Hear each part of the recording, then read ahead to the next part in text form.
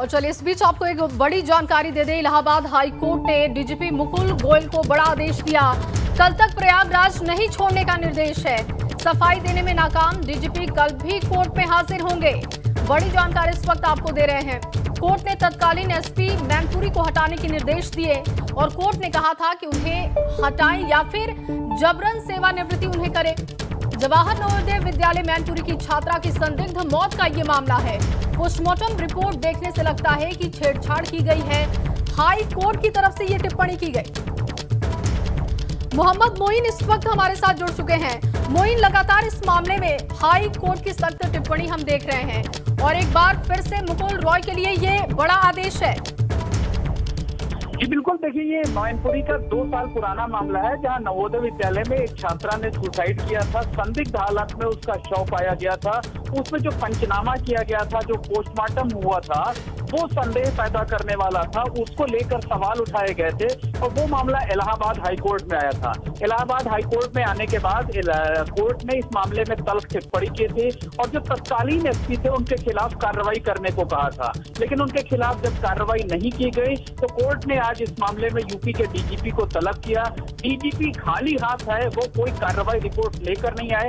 इस पर कोर्ट ने गहरी नाराजगी जताई और कहा कि इस मामले में कल भी सुनवाई जारी रहेगी। डीजीपी प्रयागराज नहीं छोड़ेंगे, कल भी कोर्ट में पेश होंगे और कल किसी ठोस कार्रवाई रिपोर्ट के साथ उनको पेश होना होगा। उन्हें बताना होगा कि आखिर उन्होंने इस मामले में कोर्ट के आदेश का पालन क्यों नहीं किया और अब क्या कार्रवाई की जा रही है। तो निश्चित तौर पर कहा जा सकता है कि जो मैनपुरी के पूर्व एसपी हैं उनकी मुश्किलें बढ़ सकती हैं और उत्तर प्रदेश के जो डीजीपी हैं मुकुल गोयल, वो भी मुश्किलों में घिरे हुए हैं। कल इस मामले में बेहद अहम दिन है। कल दोपहर में जब इस मामले में सुनवाई होगी तो कुछ ना कुछ ठोस जरूर देखने को मिल सकता है। बिल्कुल। और मोइन, इस मामले में जांच टीम को लेकर भी सख्त टिप्पणी कोर्ट ने की और कहा कि ऐसा लगता है कि स्वतंत्र नहीं है ये टीम।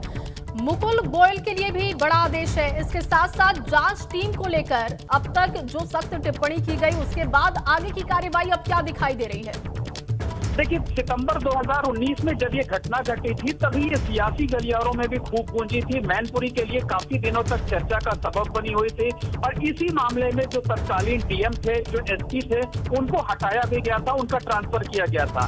लेकिन कोई कार्रवाई एसपी के खिलाफ नहीं की गई थी। और जब इलाहाबाद हाईकोर्ट में ये मामला आया, कोर्ट के सामने जो पंचनामे की रिपोर्ट है, कोर्ट के सामने जो पोस्टमार्टम की रिपोर्ट है, वो पेश की गई तो कोर्ट भी हैरान रह गई थी और इसी आधार पर कोर्ट ने मैनपुरी के तत्काल एसपी के खिलाफ कार्रवाई करने को कहा था। और अब आज तो कोर्ट ने इतनी सख्त टिप्पणी की है कि अगर आप उनके खिलाफ सख्त कार्रवाई नहीं कर रहे हैं तो उनको जबरन रिटायरमेंट कर दीजिए, उनको फोर्सली जो है वो सेवानिवृत्त कर दीजिए। तो अब देखना ये होगा, गेंद जो है अब उत्तर प्रदेश डीजीपी के पाले में है कि वो आखिर मैनपुरी के तत्काल एसपी के खिलाफ किस तरीके का सख्त कदम उठाते हैं। बिल्कुल मोइन, और देखिए नाकाम शब्द का भी इस्तेमाल उन्होंने डीजीपी के लिए कोर्ट ने किया है, तो ये सख्त टिप्पणी है और इसके साथ साथ उन्हें कल भी प्रयागराज में रहना होगा, ये साफ कर दिया गया है। बता दें आपको कि लगातार इस मामले में सख्त टिप्पणी की जा रही है। मोइन, बहुत शुक्रिया आपका तमाम जानकारी के लिए।